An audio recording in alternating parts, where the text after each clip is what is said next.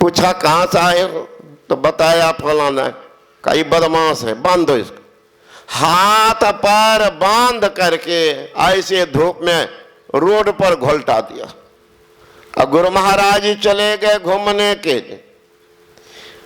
अब वो भी आदमी पक्का था, लोग आगे खोलने के लिए कहता नहीं, जब गुरु महाराज बांधे हैं तो गुरु महाराज ही खोलेंगे, तब तक रहने दीजिए। गुरु महाराज गए बाहर में घूम करके आगे निवास, तो गुरु महाराज जी उनको जो बांधे थे कहा हुजूर तो आप खोलने के लिए कहाँ बोले, कहा जाओ खोल दो, खोल दिया। गुरु महाराज ने भागो घर चला गया। 3-4 रोज के बाद वो फिर आया, लोग कहता है मत जाना, फिर बांधेंगे। वो आदमी रोने लगे, रोते हुए गए गुरु महाराज के पास में, तब कहानी कहने लगे, गुरु महाराज हम पर बगल वाले आदमी बड़े दबंग है, धनवान है, मर्डर केस में नाम दे दिया था, 1 नंबर में मेरा ही नाम था गुरु महाराज। सब आदमी कहते वहां जाओ वहां जाओ वहां जाओ। हम गरीब आदमी सोचने लगे वो धनवान है, जो नाम दिया हम पैसा भी देंगे तो मुझसे ज्यादा पैसा दे देगा। कहा जब सब वहीं जाते घूस देने के लिए, तो दुनिया के जो सबसे बड़ा महाजज है उन्हीं के पास हम अपना दरखास्त लगा देते। तो वही कहने के लिए आए थे गुरु महाराज के पास में, अंतर्यामी महापुरुष न पूछे न कुछ, बांध दिए हमरा। अब फिर खोल कर भागो जाओ घर।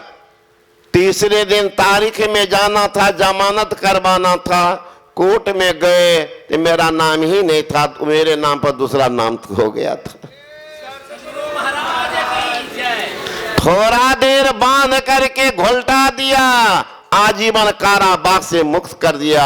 मर्डर केस था, आजीवन कारावास होता। सोच लीजिए कैसे सामर्थ्यवान थे गुरु महाराज कि कपड़ा के बाद कांख में गंजी पहने, यहां पर फट गया था। पूज्यपाद बाबा शाही स्वामी महाराज से कहते हैं कि शाही बाबा इस गंजी को सिला लीजिए। बाबा हंसने लगे, हुजूर के पास में बहुत गंजी है। कहे साधु को गरीबी मिजाज में रहना चाहिए, गुरुमा की भाषा है मिजाज, है ना, गरीबी मिजाज में रहना चाहिए। फिर शाही स्वामी महाराज कुछ नहीं बोले, चले गए गंजी लेकर।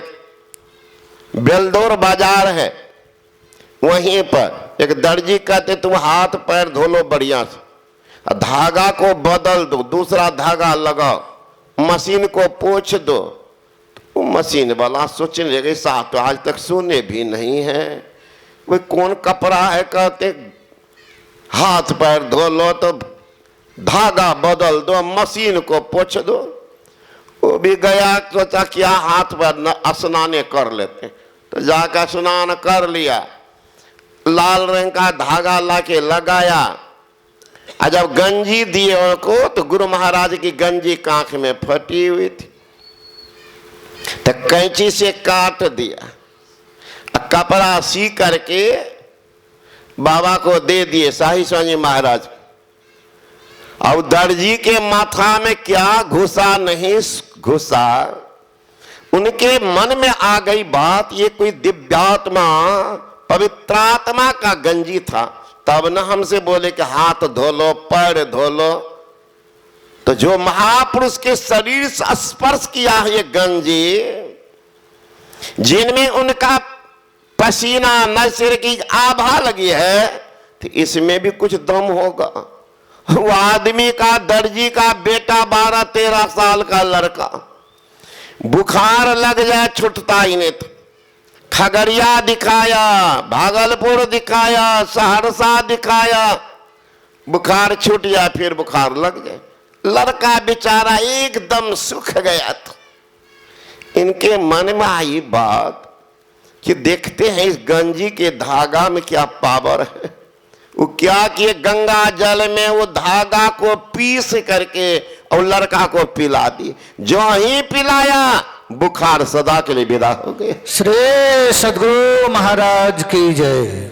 अब तो क्षेत्र में ये बात फैल गई धीरे धीरे कि जो काम डॉक्टर नहीं कर पाए थे ये वैद्य जी कर दिए। अब लोगों को क्या मालूम कि वैद्य कर रहा। अब लोग पकड़ के ले जा, हमारा भी बीमार है, हमारा गैया बच्चा नहीं देती है, तो चुपचाप धागा निकाल ले, पीस करके दे दे। भेद नहीं बताता था। लड़का सब आवे कि वैद्य जी हम 1 नंबर से फेल के लिए, कल के अभी 2 नंबर से पास करबे, ला गंगा जल लेते या का मंत्र पढ़ देते। अब मंत्र क्या पढ़ेगा, वही धागा लेकर के पीस दे तो 2 नंबर की 5 नंबर बेसी है। ऐसे करके नाम फैल गया। एक रोज पूज्य बाबा शाही स्वामी महाराज के किसी ने कहा कि बाबा जी आप जो गंजी सिलाए थे तो दर्जी जो था ना, कहा वो वैद्य है, बहुत लोग को उपकार करता है। बाबा सोचे तो हमसे भूल हुई है, उनको के हाथ धो पैर धो तो अच्छा बात करते। बाबा घूमते घूमते आए उनके पास, कहा वैद्य जी उस दिन हम नहीं पहचान पाए कि आप साधक भी हैं, इसलिए मैंने कहा था। वो बेचारा शुद्ध शुद्ध बोला कि बाबा जिस दिन आप गंजी से लाए थे उससे पहले हम दर्जिए थे। का तब आप जो गंजी सिलाए ना तो उसका जो कतरन बच गया था तो हम रख लिए वो शीशी में, और उसी से धागा निकाल के गंगा जल में पीस के दे देते हैं तो सबका काम होता, रोग छूटता, मामला मुकदमा में लाभ होता है। इसी तरह से नाम फैल गया तो सब आदमी हमको ले जाने लगे, हमरे घर पर चलिए, हमरे घर पर चलिए। घर में भूतबा आता है तो उसी को पीस करके चादर छीट दे, भूतबे भाग जाता। बाबा बोले हमरो ठेहुना में दर्द छे, छोक छो गया, थोड़ा सा बचा हुआ था तो निकाल के लाया, यही है बाबा। बाबा छीन लिया उनसे, लेके चलते बना। वैद्य जी का दुकानदार ये बंद हो गया।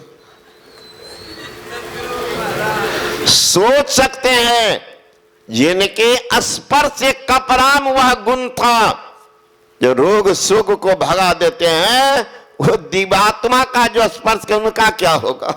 अरे बिजली की नंगी तार हो, आप छू न लीजिए, क्या होगा, बिजली आपके शरीर के खून को सोख लेगी। और दिव्यात्मा महात्मा को अगर शुद्ध मन से छू लेंगे तो आपके पाप को सोख लेंगे। गुरु महाराज की जय। इसलिए तो लोग जाते हैं कपाड़ सटाने के लिए। कहीं लग गया, चैतन्य महाप्रभु थे, नाचते रहते थे, हरि बोल बोल हरि बोल बोल हरि बोल। वहां के राजा ने कहा ए जी सिपाही जाओ तो ये बाबा जी को पकड़ के नहर के पार कर दो। ये हल्ला करता दिन भर, हरि बोल करता, सोने नहीं देता, कितनी को पागल कर देगा। जाओ। सिपाही चला गई वहां पर और उनका हाथ पकड़ लिया।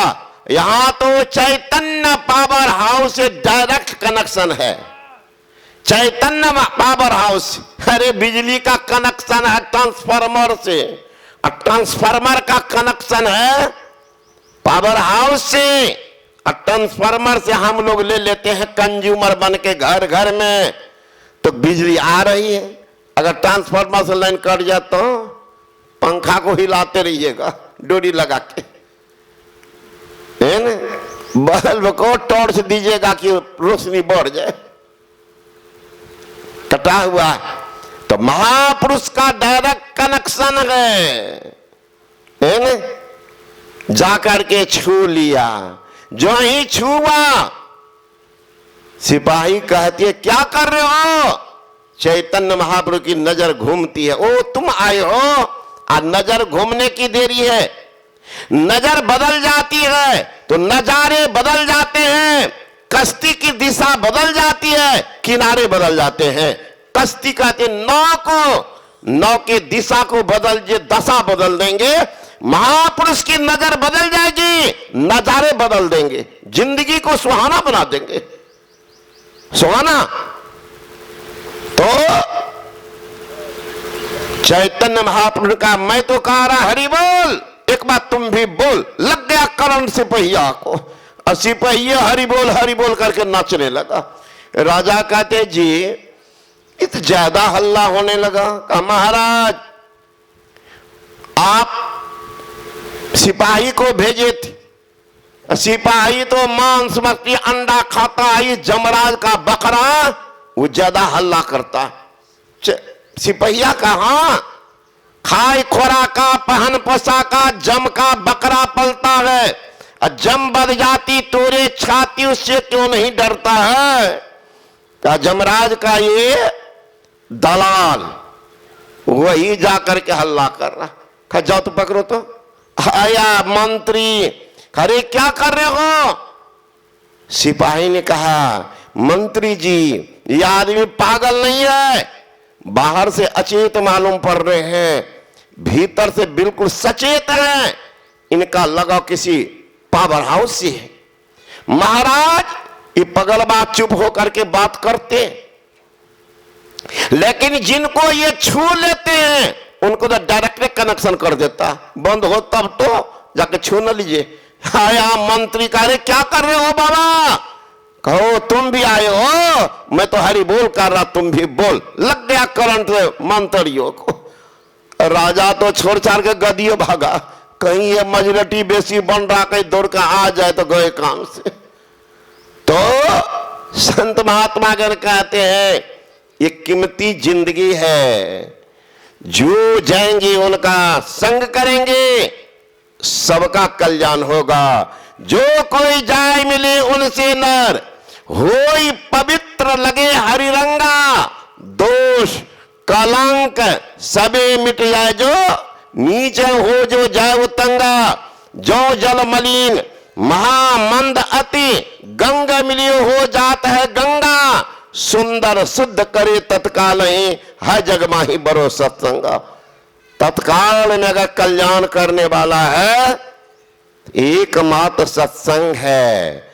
और सत्संग के अभाव के कारण देखिए लोगों की क्या दुर्दशा। हर घर में लोग परेशान, देश परेशान है नेता से, अब बाप परेशान है बेटा से। एक भी लड़का लड़की माँ बाप का सेवा नहीं, सास ससुर की सेवा नहीं करती।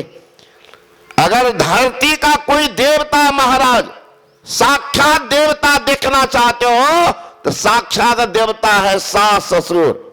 पर ये सास, हम सास को ससुर को तो सेवा करती नहीं, खाने देती नहीं, अपना पराठा भुजिया खीर झाड़ रही है, अब बुढ़बा बुढ़िया टुकुर टुकुर टक रहे।